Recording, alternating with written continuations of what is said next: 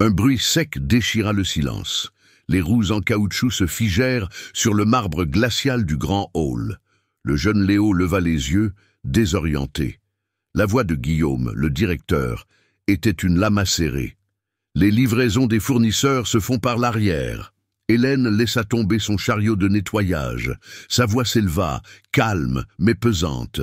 Ce n'est pas un fournisseur, c'est un client. Plus loin, à une table de café, Antoine Chevalier observait la scène. Le millionnaire était loin d'imaginer ce qui allait se produire.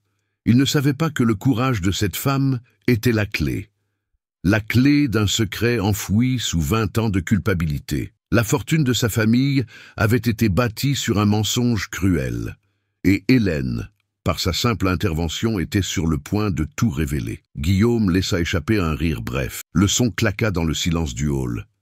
Il ignora complètement Hélène. Ses yeux se fixèrent sur Léo. Le directeur marcha lentement vers le jeune homme. Chaque pas était une démonstration de pouvoir. Ses chaussures italiennes brillaient sur le sol. Il s'arrêta devant le fauteuil roulant. Il se pencha légèrement, tel un prédateur étudiant sa proie. « Un client !» répéta Guillaume. Sa voix était chargée de mépris. Il regarda les vêtements simples de Léo, observa ses baskets usées, vit le vieux sac à dos sur les genoux du garçon. Son regard revint sur le visage de Léo. Un sourire cruel se dessina sur ses lèvres. « Ici, les clients règlent l'addition. Pouvez-vous régler l'addition ?» Léo haussa les épaules. La honte lui monta au visage. Il ne parvenait pas à affronter le directeur. Ses yeux se concentrèrent sur une éraflure sur la roue de son fauteuil. Il voulait disparaître. Il aurait voulu que le sol s'ouvre et l'avale. Hélène fit un pas en avant. Elle se positionna subtilement à côté de Léo. Un bouclier humain, silencieux. « Il veut juste prendre un café », dit-elle. Sa voix restait basse, mais portait le poids d'une autorité morale. Une autorité que Guillaume ne reconnaissait pas. Le directeur se redressa. Sa colère se tourna maintenant vers l'agente d'entretien. « Et qui êtes-vous pour parler ?» Il désigna son uniforme. « Votre travail ici, c'est de nettoyer le sol et de garder la bouche fermée. » Aux tables voisines, les gens commençaient à remarquer la scène. Les conversations se muèrent en chuchotements. Un homme d'affaires abaissa le journal qu'il lisait. Une femme arrêta sa tasse à mi-chemin de sa bouche. L'air dans le hall luxueux devint plus lourd. Tous les regards étaient tournés vers la confrontation, vers l'agente d'entretien, le directeur et le jeune homme en fauteuil. Antoine, à sa table, sentit un malaise. L'arrogance de son neveu lui était familière. C'était une version plus brute de la froideur de sa propre famille, une froideur qu'il avait lui-même pratiquée pendant des années. Il resta silencieux. Il observait. Il voulait voir jusqu'où Guillaume irait. Léo tenta de reculer son fauteuil. « Je peux partir », bégaya-t-il. « Je ne veux pas causer de problème. » Guillaume posa la main sur le dossier du fauteuil. Il le maintint fermement, empêchant tout mouvement. « Vous avez déjà causé le problème. » Il se pencha à nouveau. Sa voix était un poison murmuré. « Les gens comme vous ternissent l'image de cet endroit. Vous comprenez ? C'en était trop pour Hélène. « Ça suffit !» dit-elle. Sa voix monta d'un ton. Ce n'était pas un cri, c'était un ordre. Guillaume se tourna, choqué par son audace. Les clients du café échangèrent des regards. La tension était presque palpable. « Qu'est-ce que vous avez dit ?» Guillaume s'approcha d'Hélène. Il était plus grand, plus imposant. Il tenta d'utiliser son physique pour l'intimider. Elle ne recula pas d'un centimètre. Ses yeux, fatigués par une vie de labeur, étaient fermes, dignes. « J'ai dit que ça suffit », répéta-t-elle. « Ce jeune homme n'a rien fait de mal. Vous l'humiliez sans aucune raison. » Le mot « humilier » résonna dans le hall. La vérité avait été dite à voix haute, rendant l'implicite totalement explicite. L'audience de clients était désormais complice. Leur silence était un jugement. Guillaume sentit les regards sur lui. Il devait reprendre le contrôle. Et il le ferait en détruisant la source de cet affront. « Vous êtes une insolente », gronda-t-il à l'adresse d'Hélène. « Une femme de ménage qui ne connaît pas sa place. » Il se mit à tourner autour d'elle. « Savez-vous combien coûte une chaise dans ce café ? Connaissez-vous le standing que nous maintenons ? Un standing que vous et lui... » Il fit un geste de mépris vers Léo. « ne pouvait même pas rêver d'atteindre. Chaque mot était calculé. Chaque insulte était destinée à l'audience. Il voulait réaffirmer la hiérarchie sociale, le pouvoir de l'argent sur la dignité. Hélène attendit qu'il ait fini. Son calme était désarmant. « Mon travail est de nettoyer la saleté, monsieur Guillaume. Et ce que vous êtes en train de faire, elle marqua une pause, est la pire saleté que j'ai jamais vue dans cet établissement. » Le hall retint son souffle. C'était un coup direct, précis. La métaphore était claire pour tous. Quelques visages dans la foule montrèrent une lueur d'admiration. D'autres, un choc pur. Personne ne s'attendait à une telle réplique. Le visage de Guillaume devint rouge. Le masque de supériorité tomba. Seule la fureur demeurait. Il perdit le contrôle. Il pointa son doigt vers le visage d'Hélène. « Vous êtes à la porte !» La phrase explosa. Antoine vit la scène dégénérer. Il vit la cruauté pure dans les yeux de son neveu. Et il vit en Hélène une force qu'il ne comprenait pas. Une intégrité que l'argent ne pouvait acheter. « Vous êtes renvoyé sur le champ !» hurla Guillaume. Il se sentit victorieux. Il avait utilisé son arme ultime, le pouvoir d'ôter à quelqu'un son gagne-pain. Il regarda autour de lui, attendant une approbation, attendant que l'ordre soit restauré. Mais le silence qu'il reçut était différent. Il était lourd, accusateur. Personne ne souriait, personne ne bougeait. Son pouvoir, à cet instant, semblait vide, vulgaire. « Sécurité !» appela-t-il, la voix tremblante de rage. Deux hommes en costume s'approchèrent, hésitants. Ils regardèrent Hélène, ils regardèrent Léo, et ils regardèrent les clients. Ils sentirent la température de la pièce. « Sortez-moi cette femme d'ici, et emmenez-le avec elle. » Guillaume tourna le dos à la scène. Un dernier acte de mépris. Il se dirigea vers le comptoir. Il croyait avoir gagné la bataille. Hélène ne bougea pas. Elle posa une main sur l'épaule de Léo. Un geste de protection, de solidarité. Elle ne regarda pas Guillaume. Elle ne regarda pas les agents de sécurité qui approchaient. Ses yeux balayèrent le hall. Et pour la première fois, ils croisèrent le regard d'Antoine, le millionnaire qui observait tout. Son regard n'était pas une supplique, c'était une reconnaissance, comme si elle savait quelque chose, comme si le destin les avait tous placés là, à ce moment précis, pour une raison bien plus grande qu'une simple tasse de café. La confrontation n'était pas terminée, elle ne faisait que commencer. Et la scène de la véritable justice était encore en train de se mettre en place. L'injustice publique n'était que le premier acte. Le temps dans le hall semblait s'être figé.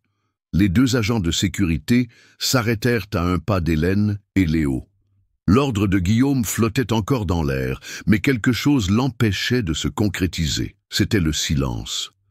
Un silence qui n'était pas d'approbation, mais d'expectative. C'était le regard fixe entre la femme de ménage et le millionnaire inconnu. Antoine sentit le poids de ce regard. Ce n'était pas une demande d'aide, c'était un miroir. Dans la dignité d'Hélène, il voyait l'absence de la sienne. Dans la vulnérabilité de Léo, il voyait une ombre qui le hantait depuis 2 décennies. Un fantôme qu'il avait lui-même créé. Il avait passé des années à construire des murs autour de son passé. Maintenant, une simple femme de ménage menaçait de tout faire tomber d'un seul regard. Le premier agent, faisant son devoir, tendit la main. Il toucha le bras d'Hélène avec douceur. « Madame, nous devons vous demander de nous suivre. » Ce contact fut le déclencheur, le point de rupture. Antoine posa sa tasse de café sur la soucoupe. Le son de la porcelaine fut aigu, net. Un unique claquement qui trancha la tension et attira tous les regards vers sa table. Le hall entier se tourna. Le directeur, les clients, les employés. Alors, Antoine se leva. Il n'était pas un homme grand, mais sa présence remplissait l'espace. Son costume était impeccable, son calme était intimidant. Il commença à marcher, ses pas étaient lents, mesurés. Chaque pas était un clou dans le cercueil de l'autorité de Guillaume. La foule s'écarta pour lui laisser un passage.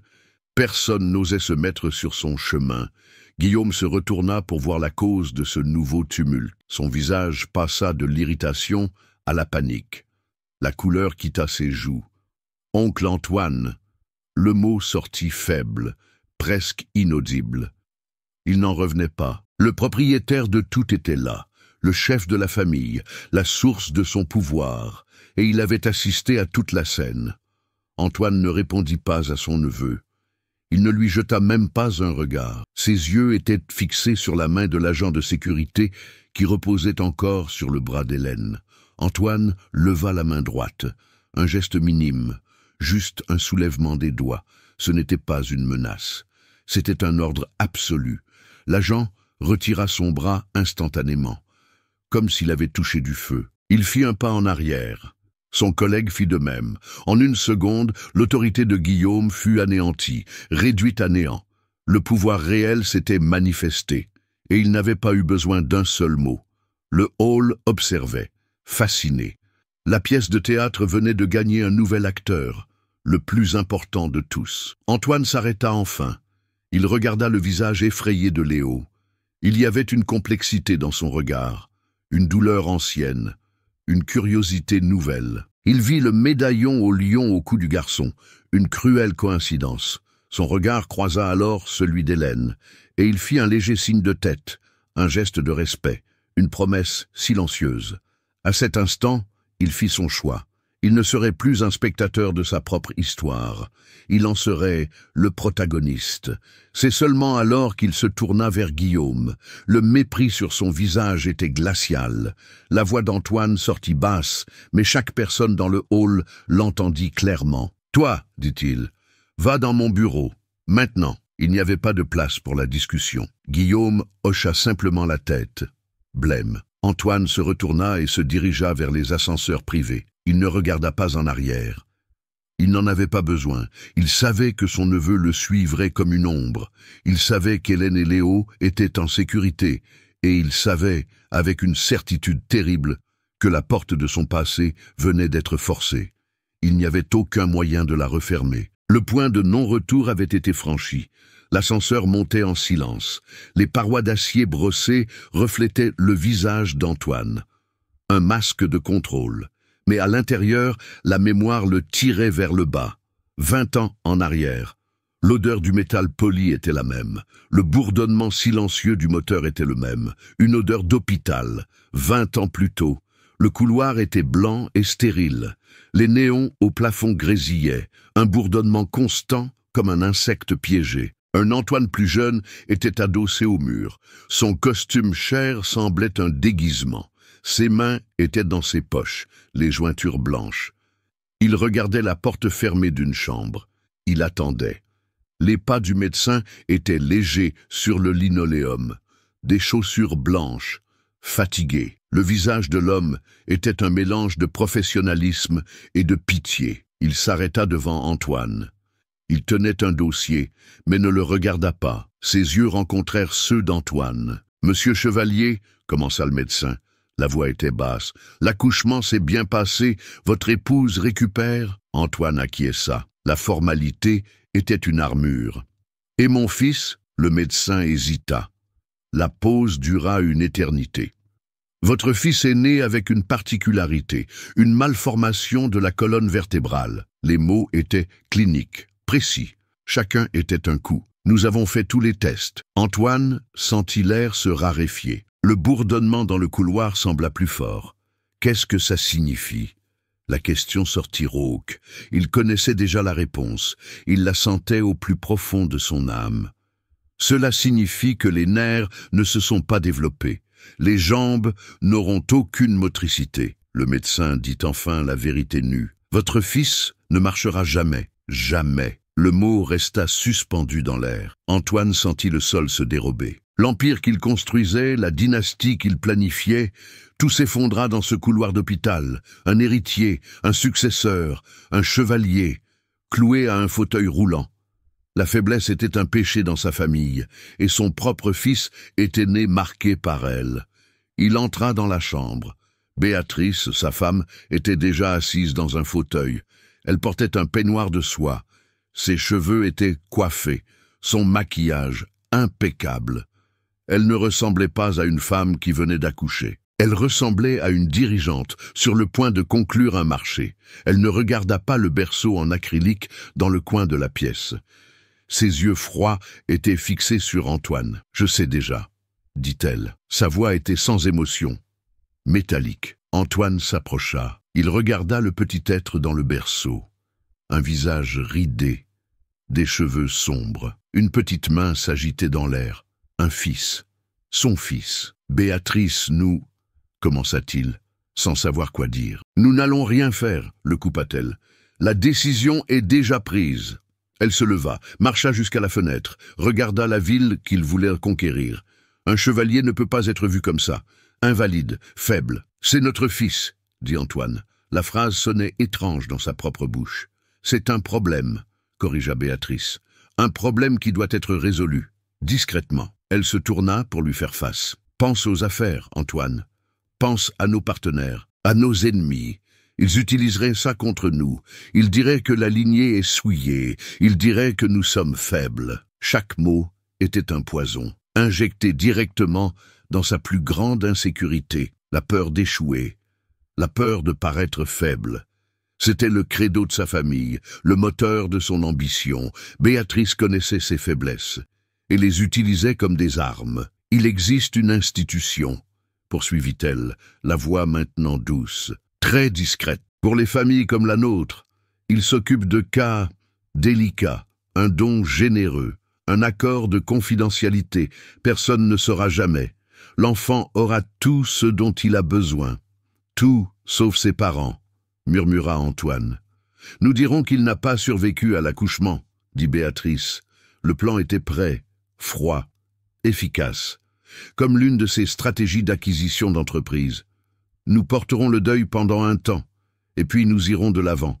Nous aurons d'autres enfants, des enfants forts. Antoine regarda à nouveau le berceau. Le bébé était calme. Il semblait si petit, si sans défense. Une partie de lui hurlait, une partie qu'il connaissait à peine, la partie d'un père. Mais l'autre partie, celle de l'homme d'affaires, de l'héritier, de l'homme entraîné à gagner à tout prix, voyait la logique cruelle de Béatrice, la logique de la survie, la logique de l'empire. Il sentit quelque chose sur sa poitrine, une chaîne qu'il portait toujours, un cadeau de son père. Il la sortit de sa chemise. Au bout, un petit médaillon en argent, un lion, un symbole de force et de noblesse. Son père le lui avait donné le jour où il avait pris la tête de l'entreprise. « Ne montre jamais de faiblesse, mon fils. » L'ironie l'étouffa. La décision le déchirait de l'intérieur. L'amour contre l'ambition, la compassion contre le pouvoir. Il regarda le visage dur de Béatrice et vit son propre avenir s'y refléter. Froid, vide, puissant. Il fit son choix. D'un lent signe de tête, il se rendit. L'ambition avait gagné. Béatrice sourit, un sourire mince, victorieux. « Je vais m'occuper de tous les arrangements. » Elle quitta la chambre pour passer l'appel, pour sceller le destin de son fils. Antoine resta seul. Il marcha jusqu'au berceau. Le bébé ouvrit les yeux. Ils étaient sombres, profonds. Il regarda le père qui s'apprêtait à l'abandonner. Antoine sentit son cœur se briser. Avec des doigts tremblants, il ouvrit le fermoir de la chaîne. Retira le médaillon au lion. « Sois fort », murmura-t-il à son fils. Le plus grand mensonge qu'il ait jamais prononcé. Il plaça le médaillon d'argent dans la main minuscule du bébé. Les doigts du garçon se refermèrent sur le métal froid, s'agrippèrent au symbole d'une force qui lui serait refusée, le seul héritage de son père. Antoine fit un pas en arrière, puis un autre. Il se retourna et se dirigea vers la porte. Il ne regarda pas en arrière. S'il l'avait fait, il n'aurait peut-être pas pu partir. Il ouvrit la porte et sortit, laissant derrière lui son fils, sa conscience, son âme. Le son de la porte se refermant fut le point final, la fin d'une histoire qui avait à peine commencé, et le début d'un secret qui l'empoisonnerait pendant 20 ans. Le carillon de l'ascenseur retentit, les portes d'acier s'ouvrirent. Le monde d'Antoine revint à la réalité. Il n'était plus dans un couloir d'hôpital, il était au sommet de son empire. La moquette était épaisse, les murs étaient de verre, la ville s'étendait en dessous, une carte de son pouvoir. Mais le souvenir le suivait. L'odeur d'antiseptique était encore dans ses narines. Guillaume se tenait au milieu du bureau, pâle, tremblant. Il tenta de formuler une excuse. « Oncle Antoine, je ne savais pas que c'était vous. J'étais juste en train de... » Antoine leva la main. Le même geste que dans le hall. un geste qui réduisait au silence. « Tais-toi » dit Antoine. La voix était basse, mais coupante comme du verre. Il se dirigea vers son bureau, ne s'assit pas, resta debout, regardant son neveu. Le visage de Guillaume était celui de l'arrogance de sa famille, une caricature de ses propres péchés. « Tu ne protégeais rien du tout, » poursuivit Antoine. « Tu étais cruel, tu as utilisé ton pouvoir pour blesser quelqu'un qui ne pouvait pas se défendre. » Il marqua une pause. « C'est l'acte d'un homme faible. » L'accusation frappa Guillaume de plein fouet. « Je peux arranger ça ?» commença-t-il. « Non, dit Antoine, tu rentres chez toi, tu es suspendu de toutes tes fonctions, pour une durée indéterminée. » Il ne le renvoya pas. L'incertitude était une punition plus lente, plus profonde. « Maintenant, sors de ma vue. » Guillaume ouvrit la bouche, mais aucun mot ne sortit. Il se contenta d'acquiescer. Il tourna le dos et quitta le bureau. La porte se referma avec un léger clic. Antoine prit le téléphone sur son bureau, appuya sur un bouton. La voix de sa chef de la sécurité retentit immédiatement. « Monsieur, l'agent d'entretien et le jeune homme qui était dans le hall, » dit Antoine, la voix ferme. « Je veux que vous les trouviez. Amenez-les dans la salle de réunion de mon étage. En silence, assurez-vous que personne ne les dérange. » Personne. L'ordre était absolu. Il raccrocha. Quelques minutes plus tard, Hélène et Léo se trouvèrent dans une pièce où ils n'auraient jamais imaginé entrer. Les chaises étaient en cuir. La table en bois massif reflétait les lumières du plafond. Un mur entier était une baie vitrée, avec vue sur la ville. Il se sentait petit, déplacé. Antoine entra. Il referma la porte derrière lui. Le son étouffé accentua l'intimité du moment. Il ne s'assit pas en bout de table. Il tira une chaise et s'assit près d'eux, au même niveau. Il regarda Hélène. « Madame, » commença-t-il la voix plus douce, « je tiens à m'excuser pour le comportement de mon neveu, pour l'humiliation que vous et ce jeune homme avez subie. » Les mots étaient difficiles. Il n'était pas un homme habitué à s'excuser. Hélène se contentait de l'observer. Ses yeux ne montraient aucune peur. Ils montraient une prudence profonde, une méfiance forgée par toute une vie. « Votre renvoi est annulé, » dit Antoine, « mais j'aimerais vous offrir autre chose. » Il se pencha. « J'aimerais que vous travailliez pour moi, dans ma maison, comme gouvernante. J'ai besoin de personne de votre intégrité près de moi. » L'offre était un prétexte. Il avait besoin d'elle, à proximité. Il avait besoin de comprendre. Il avait besoin de savoir pourquoi elle avait défendu ce garçon avec tant de force. Puis, il se tourna vers Léo.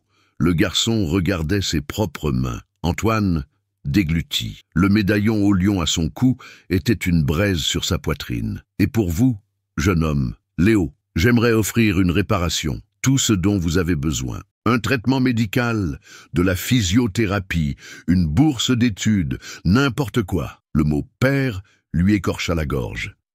Il ne pouvait pas le dire. Il n'en avait pas le droit. Hélène intervint. Sa voix était protectrice. « Nous ne voulons pas de votre charité, monsieur. »« Ce n'est pas de la charité, » répondit Antoine, trop vite. « C'est la justice, le strict minimum que je puisse faire. » Hélène regarda Léo. Une conversation silencieuse passa entre eux. Léo fit un léger signe de tête. Hélène se tourna alors vers Antoine. « Nous acceptons, à une condition. Le garçon décide de ce qu'il veut. Personne ne le forcera à quoi que ce soit. »« Entendu, » dit Antoine. Un poids quitta ses épaules. Le premier pas était fait. Il les laissa dans la salle avec un assistant. Donna des instructions pour qu'ils aient tout ce dont ils avaient besoin et retourna à la solitude de son bureau. L'adrénaline était passée.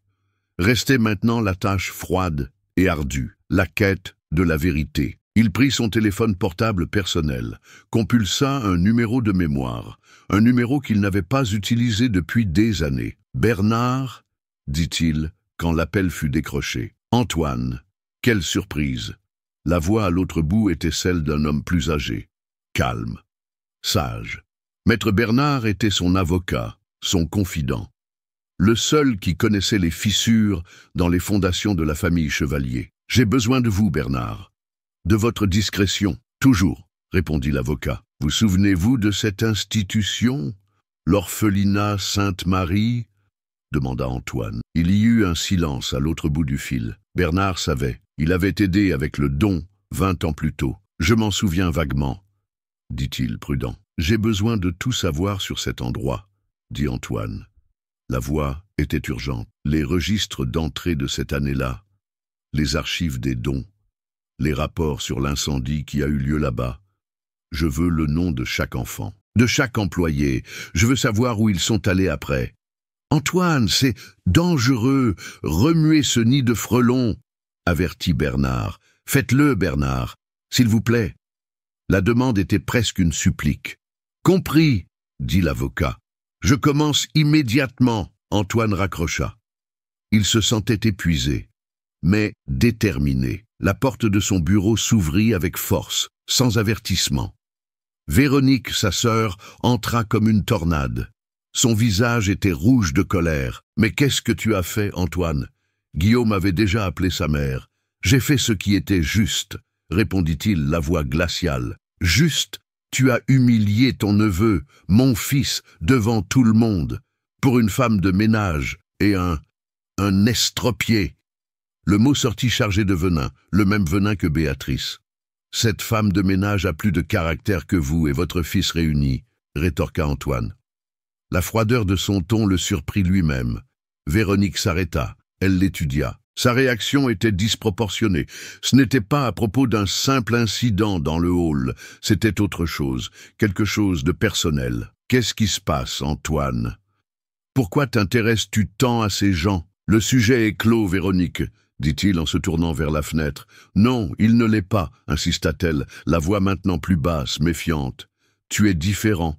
Il y a autre chose là-dessous, n'est-ce pas ? Elle sentit le danger. Elle sentit qu'un vieux secret était menacé. Un secret qu'elle avait aussi aidé à garder. Elle devint, à cet instant, l'obstacle, la gardienne du passé. Et elle ferait tout pour empêcher Antoine de continuer à creuser.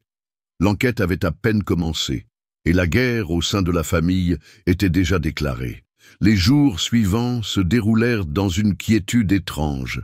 Au sommet de la tour d'Antoine, le silence n'était rompu que par les bruits doux du travail d'Hélène. Elle se déplaçait dans l'appartement avec une efficacité discrète. Elle s'occupait de la maison comme si c'était un sanctuaire. Mais elle gardait une distance professionnelle avec Antoine. Il y avait une barrière de respect, mais aussi de méfiance. Elle l'observait. Elle étudiait l'homme qui avait bouleversé son monde. Léo passait la plupart de son temps à l'hôpital. Une batterie d'examens, des consultations avec les meilleurs spécialistes du pays. Antoine payait pour tout. Mais l'argent n'achetait pas la proximité. Le garçon lui parlait peu. Les conversations étaient courtes, formelles. C'était avec Hélène qu'il se confiait. C'était en elle qu'il avait confiance. Pour Antoine, chaque silence de Léo était une punition. Un rappel constant de son échec. Dans son bureau, entouré de luxe, Antoine se sentait impuissant. Il attendait des nouvelles de Bernard. L'appel arriva à la fin du 3e après-midi. La voix de l'avocat était lourde. « J'ai les premières informations, Antoine, » dit Bernard. « Elles ne sont pas bonnes. » Antoine se pencha sur son bureau. « Dis-moi, l'orphelinat Sainte-Marie, il a été fermé il y a plus de 10 ans. Le bâtiment n'existe même plus. » Bernard fit une pause. Il y a eu un incendie, il y a 15 ans, de grande ampleur. Un incendie. Le destin semblait se moquer de lui. « Et les archives ?» demanda Antoine, le cœur serré. « Perte totale, selon le rapport officiel. L'aile administrative, où ils gardèrent les registres, a été le point de départ. Papiers, documents, tout est parti en fumée. Un mur, une impasse. » Antoine ferma les yeux. L'image du visage du bébé dans le berceau lui revint en mémoire. Il la chassa avec force. « Ce n'est pas possible, » dit-il, la voix basse. « Quelque chose doit avoir survécu. Des registres de la mairie, des archives de la police, le rapport des pompiers. Cherche encore, Bernard. » Pendant qu'Antoine cherchait le passé, Véronique gérait les conséquences du présent. L'histoire du hall avait fuité, pas dans les grands journaux, mais dans un cercle bien plus dangereux, celui de l'élite. La rumeur s'était répandue sur des blogs de luxe, dans des groupes de messagerie de la haute société. Le récit était toujours le même, le directeur arrogant du groupe Chevalier, la femme de ménage courageuse, le jeune homme, sans défense. La marque que sa famille avait construite sur une image d'exclusivité et de pouvoir était maintenant ternie, associée à la cruauté, au manque de classe. Les réservations au café de luxe chutèrent.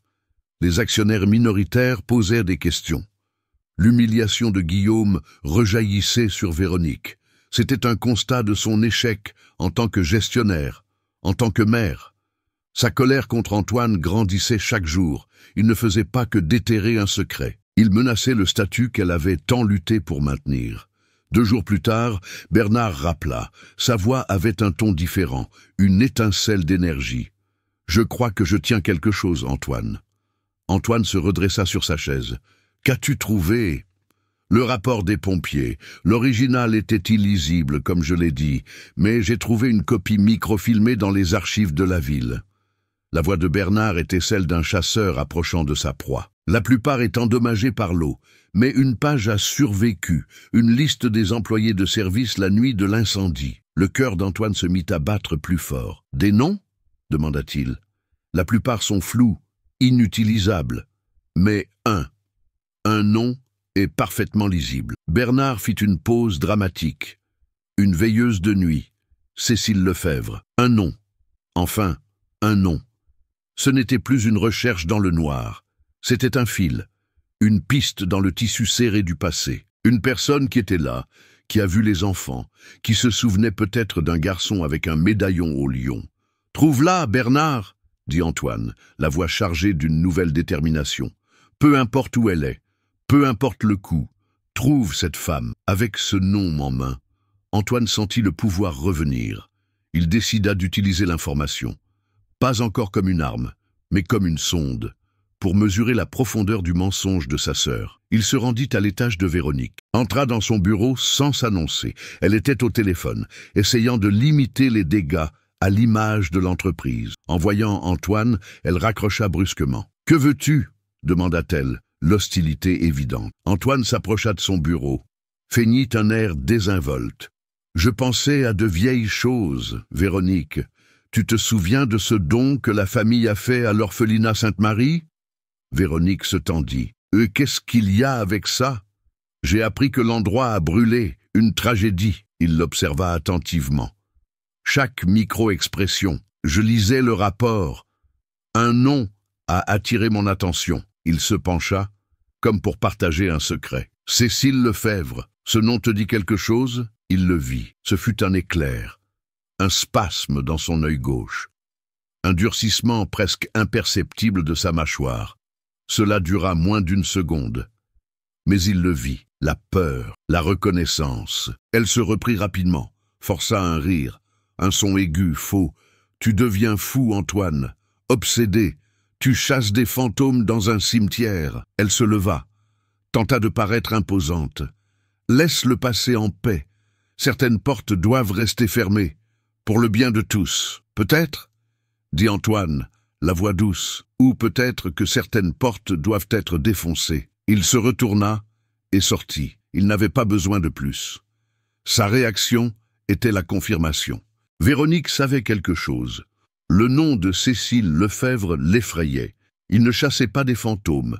Il était sur la bonne voie. Et sa sœur ferait tout pour l'arrêter. L'escalade avait commencé. La guerre froide au sein de la famille était sur le point de s'échauffer. 1 semaine s'écoula. Pour Antoine, chaque jour était une torture. L'attente rongeait sa patience. Il observait Hélène chez lui. Il voyait la façon dont elle arrangeait un coussin pour Léo sur le canapé. Comment elle lui servait un verre d'eau sans qu'il ait à le demander.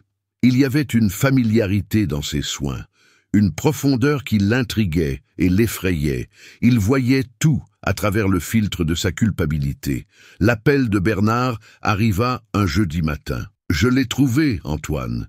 J'ai trouvé Cécile Lefebvre. » L'espoir, fragile, se ranima dans la poitrine d'Antoine. Où est-elle? La réponse fut inattendue. Dans une petite ville, en Normandie. Ça s'appelle Villeray. Bernard continua. Elle dirige une petite crèche associative. On dirait qu'elle a consacré sa vie à s'occuper des enfants. Antoine prit une décision immédiate. Préparer la voiture. J'y vais. Moi-même. Bernard tenta de protester, mais Antoine fut ferme. Il ne pouvait pas déléguer cette rencontre. Il devait regarder cette femme dans les yeux. Il devait sentir si elle disait la vérité. Le trajet dura 4 heures. La berline de luxe d'Antoine était un vaisseau extraterrestre sur les routes de campagne menant à Villeray. La ville n'était qu'une poignée de maisons colorées autour d'une place. La crèche de Cécile était une maison simple, mais pleine de vie. Le son des rires d'enfants flottait dans l'air. Cécile Lefebvre était une femme d'une 60aine d'années. Elle avait des cheveux gris attachés en chignon. Son visage était une carte de rides de soucis et de sourires. Elle accueillit Antoine avec une méfiance polie.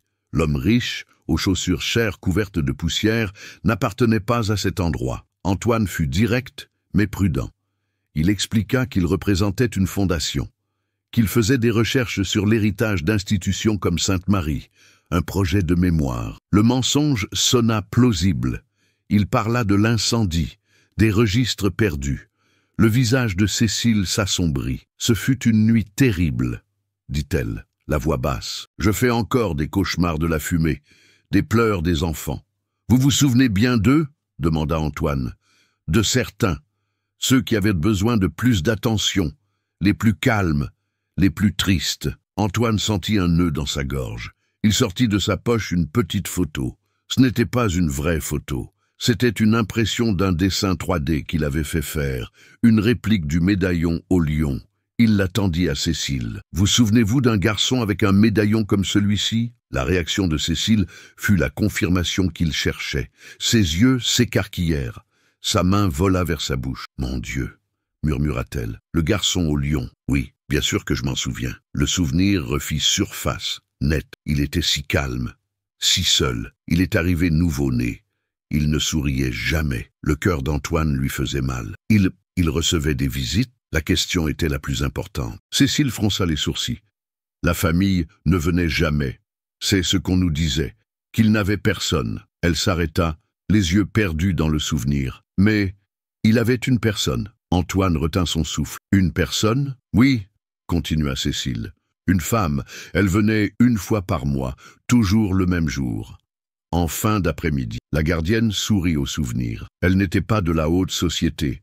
Elle portait un uniforme simple. Parfois d'infirmière, parfois on aurait dit de personnel de nettoyage.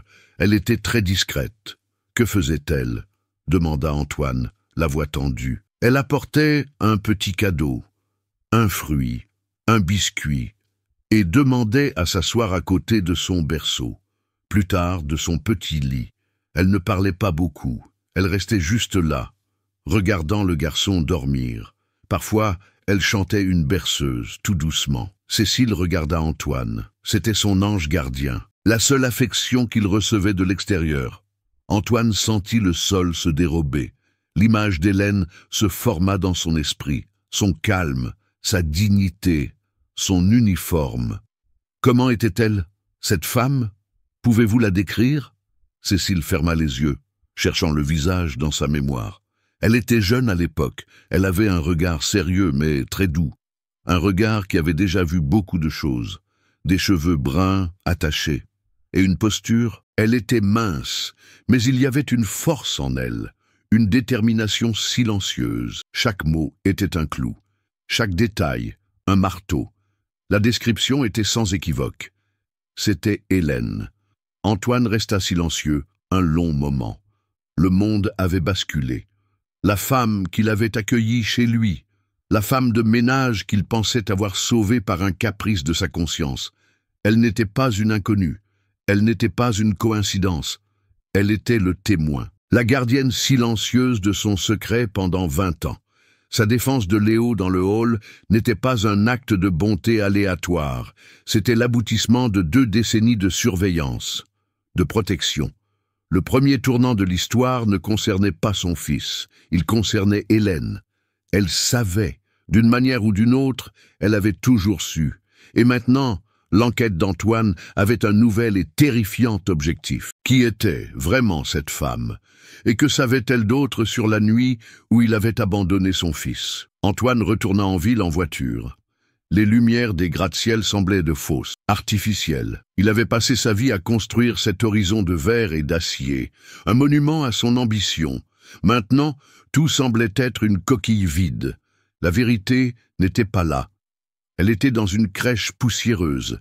Elle était dans les yeux d'une femme de ménage. Il arriva à son appartement tard dans la nuit. Le penthouse était silencieux. Les lumières étaient tamisées. Il s'attendait à trouver l'endroit vide. Mais il trouva Hélène dans la cuisine. Elle nettoyait un plan de travail en marbre déjà impeccable. Son service était terminé depuis des heures. Elle était restée, comme une sentinelle. Elle se retourna en l'entendant entrer. Son visage était calme, comme toujours. « Monsieur Antoine, je pensais que vous arriveriez plus tard. » Il ne répondit pas. Il se contenta de l'observer un instant. La femme qui gardait son secret, le témoin de sa plus grande honte. Il se dirigea vers le salon. La ville brillait à travers les fenêtres panoramiques. « Hélène, dit-il, la voix basse mais chargée de poids. Asseyez-vous, s'il vous plaît. Nous devons parler. » Elle s'essuya les mains sur un torchon. Le suivit jusqu'au salon. Elle ne s'assit pas sur le canapé luxueux. Elle resta debout, à une distance respectueuse. Prête. Antoine ne tourna pas autour du pot. La subtilité était terminée. « Aujourd'hui, je suis allé dans une ville. Villeray. » Il vit son corps se raidir. Une réaction minuscule, presque invisible. Mais il la vit. J'ai parlé à une femme.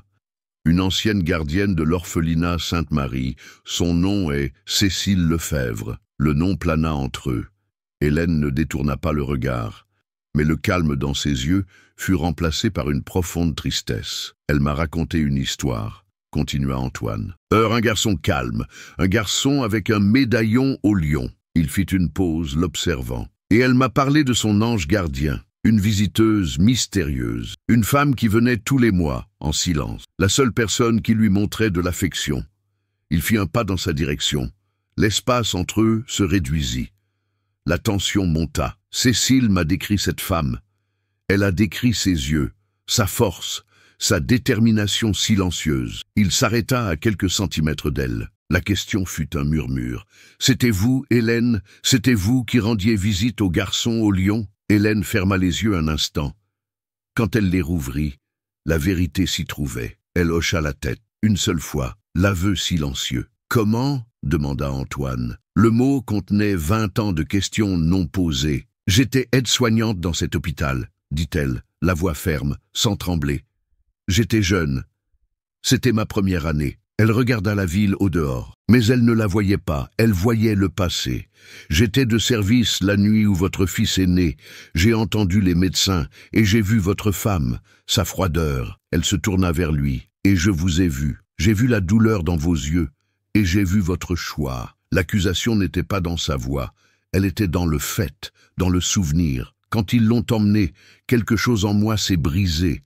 L'injustice était trop grande. J'ai découvert dans quel orphelinat il avait été placé, continua-t-elle, l'histoire coulant comme une rivière contenue depuis trop longtemps. Je me suis fait une promesse, qu'il ne serait pas complètement seul, que quelqu'un dans le monde veillerait sur lui, même de loin. Les années ont passé, je l'ai vu grandir, un peu, juste quelques minutes par mois. J'avais peur de trop m'approcher, peur qu'on m'interdise d'entrer. La douleur dans sa voix était palpable. Puis il y a eu l'incendie. Je suis arrivé là-bas, il y avait de la fumée, le chaos. On disait que beaucoup d'enfants avaient été transférés. D'autres, elle ne termina pas la phrase. Je l'ai perdu. Pendant 15 ans, je l'ai cherché. Pendant 15 ans, je n'ai pas su s'il était vivant ou mort. Elle regarda alors Antoine avec une intensité qui le secoua. Jusqu'à ce jour, dans le hall, j'ai vu Guillaume l'humilier, et puis j'ai vu l'éclat, la chaîne en argent à son cou. C'était lui, le garçon au lion, et j'ai su que ma promesse tenait toujours. Je devais le protéger. Le téléphone d'Antoine sonna. Le son fut strident, invasif. Il brisa le charme de l'aveu. C'était son directeur financier.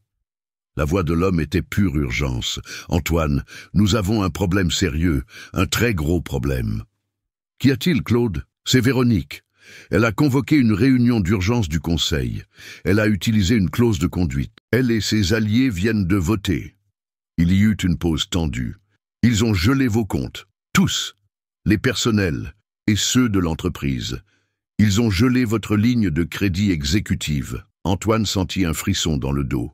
Un coup, net, précis. « Sous quel prétexte ?» demanda-t-il.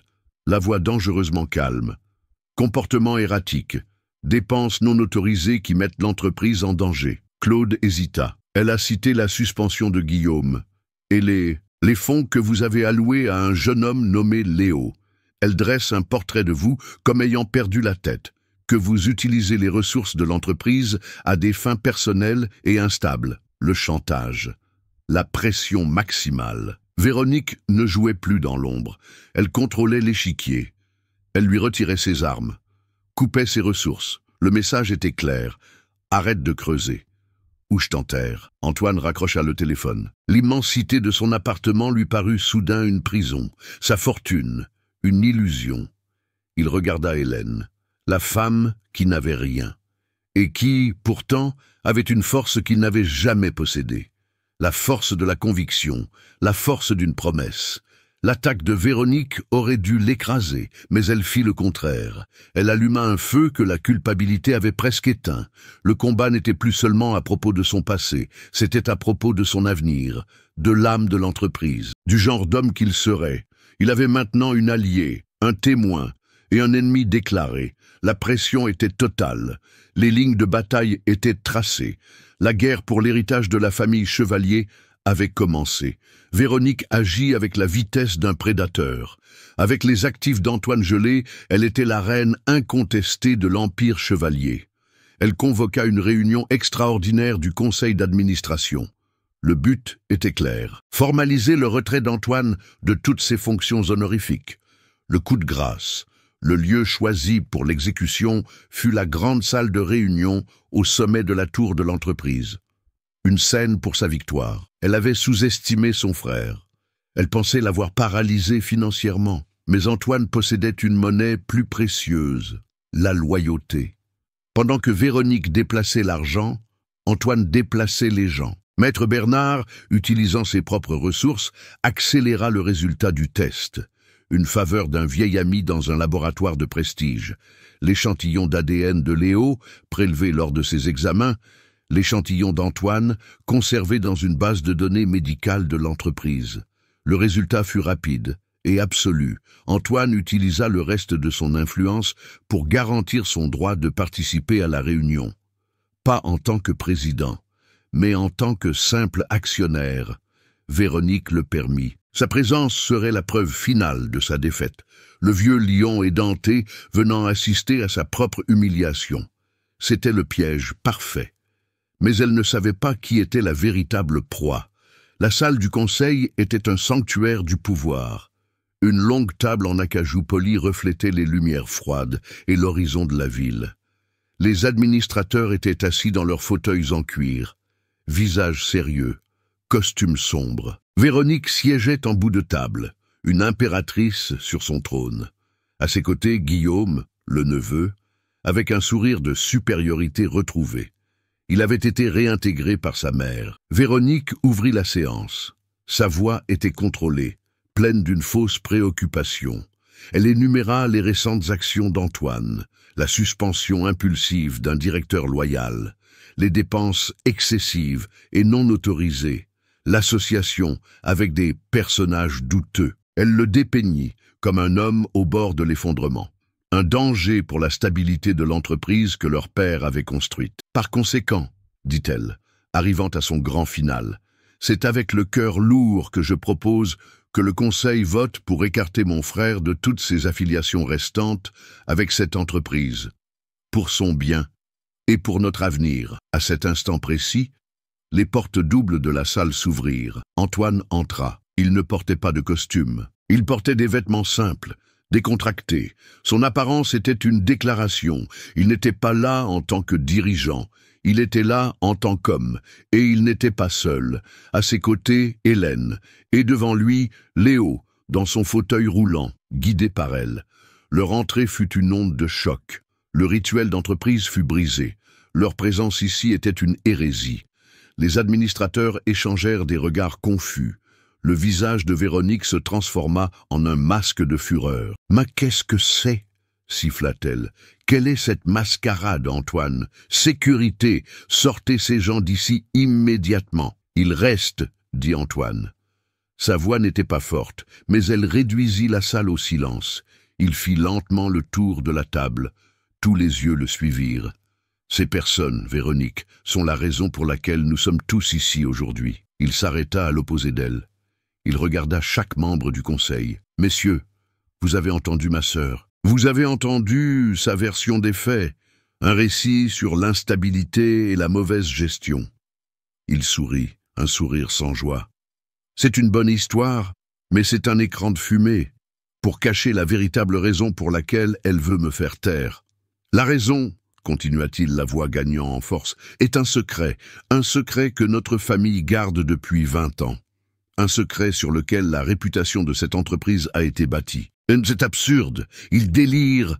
cria Véronique, mais il y avait une note de panique dans sa voix. Antoine l'ignora. C'est l'histoire d'un fils, un héritier, né avec un défi et une famille qu'il a vue non pas comme un enfant, mais comme un défaut, une menace à son image de perfection. Une famille qui a choisi le pouvoir plutôt que l'amour et qui a abandonné son propre sang pour protéger ses actions en bourse. L'air dans la salle se raréfia. Les administrateurs regardaient d'Antoine à Véronique. La querelle de famille était devenue un spectacle dangereux. « Tu n'as aucune preuve !» la défia Véronique. « Ce sont les divagations d'un homme désespéré. »« Non, » dit Antoine calmement. « Les divagations s'arrêtent aujourd'hui. Aujourd'hui est le jour de la preuve. » Les portes s'ouvrirent à nouveau. Maître Bernard entra. Le vieil avocat marcha avec une dignité solennelle jusqu'à la table.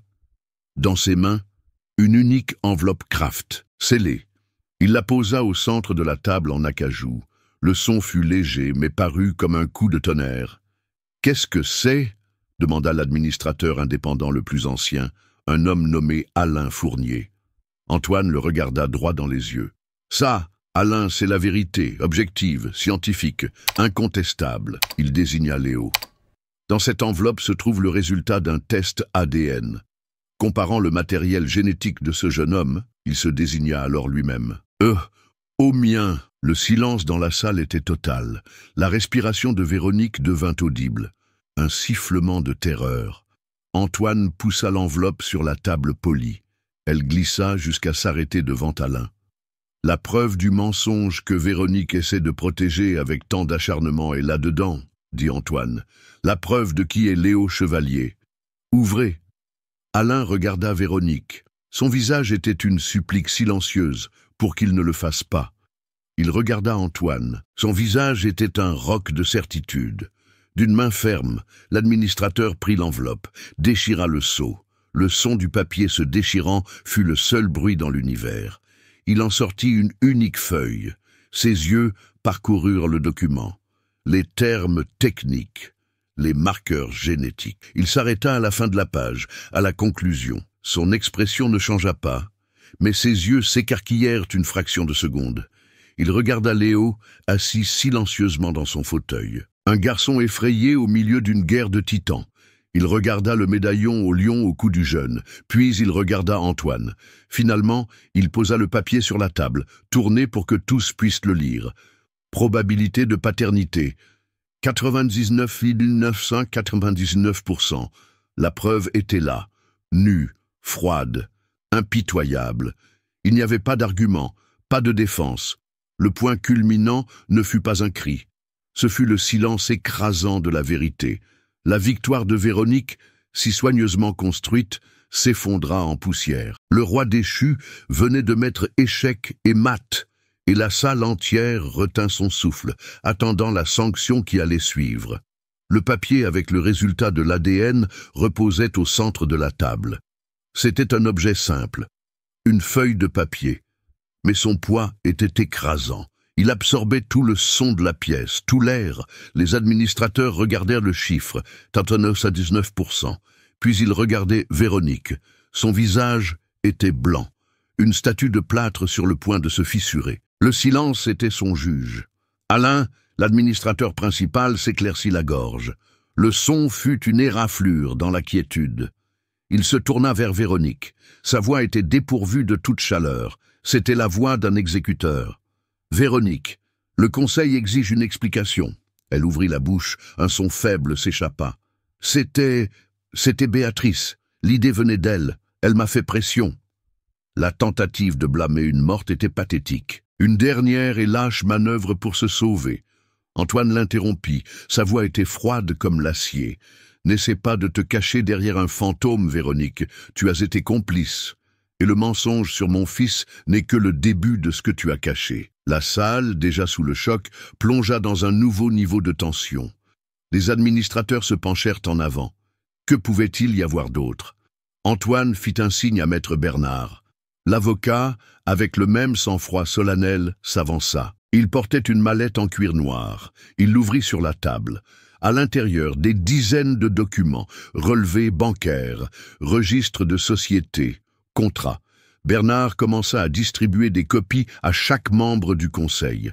« Comme certains d'entre vous s'en souviennent peut-être, commença Antoine, marchant lentement dans la pièce, notre entreprise maintient un fonds de charité. Pendant 20 ans, un don annuel substantiel de ce fonds a été dirigé vers l'orphelinat Sainte-Marie. » Il regarda directement les papiers dans les mains des administrateurs.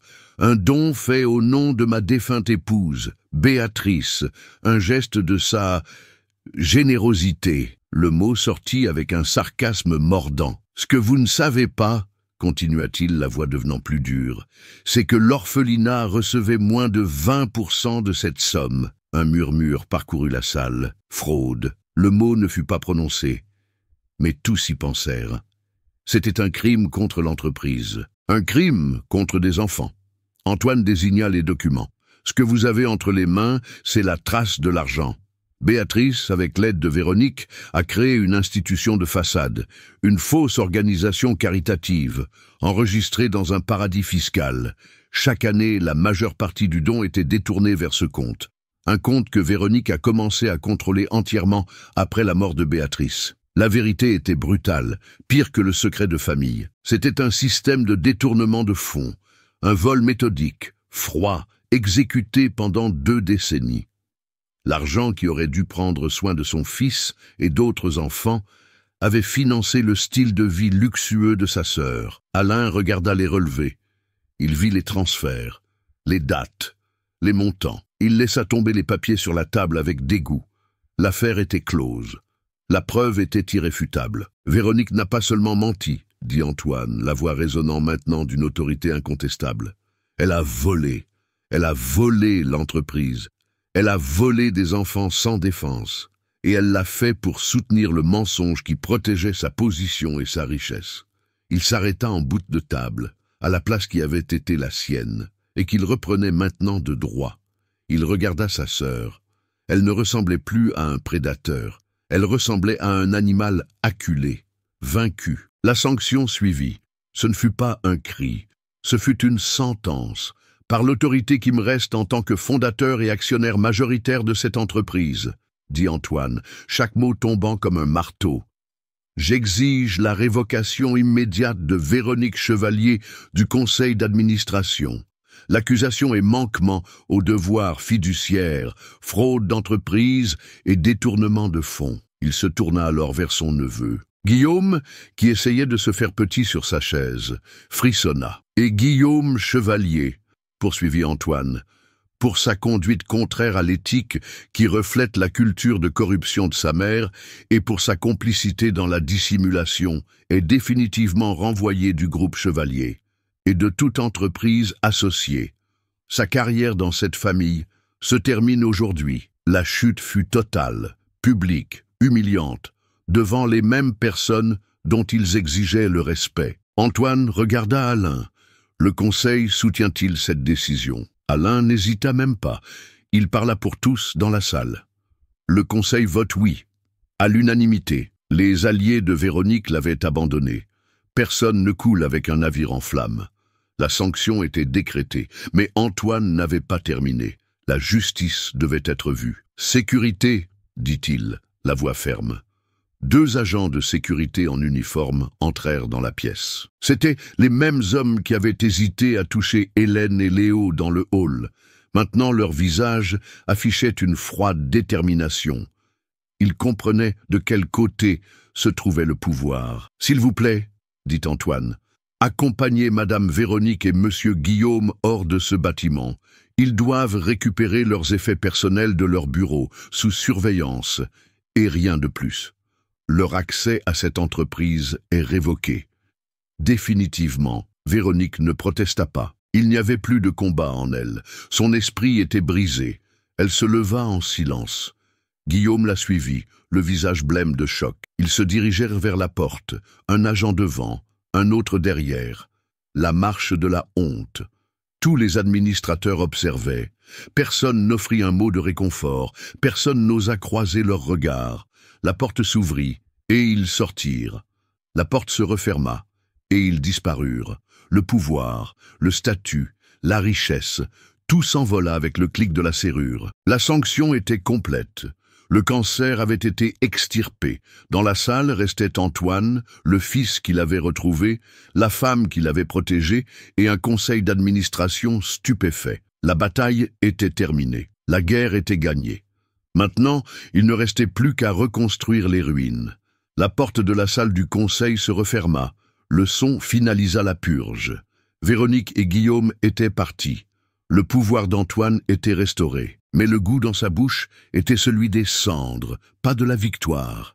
La salle était encore pleine d'administrateurs, des hommes d'affaires, le regardant avec un nouveau mélange de peur et de respect. Alain s'approcha. « Antoine, » dit le vieil administrateur, la voix solennelle, « le conseil vous est redevable d'avoir fait éclater la vérité. L'entreprise prendra toutes les mesures pour rectifier la fraude. Et votre position... » Antoine l'interrompit d'un geste las. L'entreprise n'importait pas à ce moment-là. Le pouvoir n'importait pas.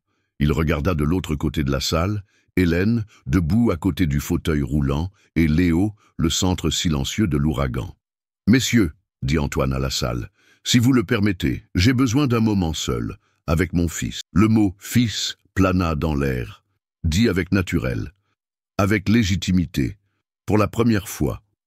Les administrateurs acquiescèrent en silence. Ils comprirent que la réunion d'affaires était terminée et que quelque chose de bien plus important allait commencer. Ils se retirèrent en ordre, laissant derrière eux le silence et le poids de 20 ans. La grande salle de réunion ressemblait maintenant à une scène vide. Antoine, Hélène et Léo étaient les seuls acteurs. Pendant un long moment, personne ne bougea. Les mots semblaient inutiles. Insuffisant pour combler le gouffre entre un père et son fils. Antoine commença à marcher. Chaque pas sur le bois poli résonnait. Il ne se dirigea pas vers le bout de la table. Il alla vers Léo. Il s'arrêta devant le fauteuil roulant. Ses yeux ne rencontrèrent pas ceux du garçon. Ils rencontrèrent le petit lion d'argent sur sa poitrine, le symbole de sa force et de sa faiblesse. Alors, il fit quelque chose que personne dans cette pièce ne l'avait jamais vu faire. Il s'agenouilla, le millionnaire, le titan de l'industrie, s'agenouilla sur le sol cher de sa tour. Il se mit à la hauteur des yeux de son fils. Le geste était une reddition, une supplique, une demande de pardon sans mots. D'une main tremblante, Antoine plongea la main dans sa poche. En sortit quelque chose de petit, un objet en argent, noirci par le temps, une petite clé ancienne. Il la tenait dans la paume de sa main. « Mon père m'a donné le lion, dit-il, la voix rauque, et ma mère m'a donné la clé.